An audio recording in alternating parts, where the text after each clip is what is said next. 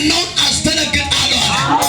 ኃያል ነኝ፣ ጉልበታም ነኝ፣ በቦታም ነኝ ብሎ ብዙዎችን በማስፈራራትና በማወቅ መንገዱን በመዝጋት የቆየውን መንገዱን በመቆለፍ የቆየውን እግዚአብሔር ዋናውን አስደነግጣለሁ። የሚረግማችሁ ይደነግጣል። የሚላከው ይደነግጣል።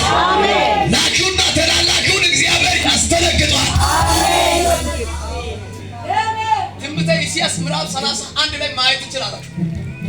ትንቢተ ኢሳይያስ ምዕራፍ 31 መጽሐፍ ቅዱስ ላይ ሃርድ ኮፒ ሶፍት ኮፒ ያላችሁ ራሳችሁ ጊዜ ይሁን በስም ይሁን ማየት ትችላላችሁ።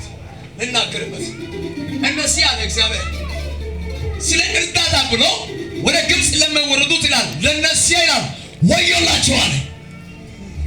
ለጥቅም ይላል ሆድን ለመጠገብ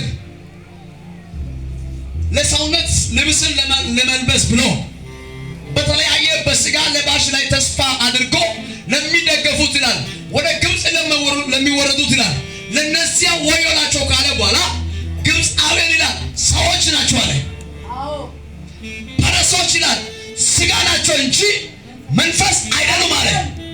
እግዚአብሔርም እጁን በዘረጋ ጊዜ እጁ ይሰናከላል፣ ተረጁ ይወድቃል፣ ሁሉ በአንድ ላይ ምን ይሆናሉ?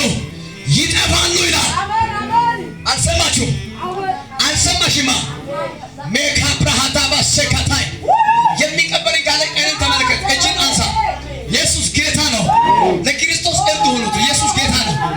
እኔ ልናገርበት በጌታ በኢየሱስ እግዚአብሔር እጁን በዘረጋ ጊዜ እጁ ይሰናከላል፣ ተረጁ ይወድቃል፣ ሁሉ በአንድ ላይ ይጠፋሉ አለ። ዛሬ እግዚአብሔር እጁና ተረጁን ያጠፋል። ያዘው አጠገብ ላይ ያለው ያዘው ያሳርግና እንደዚህ በለው ዛሬ እግዚአብሔር እጁና ተረጁን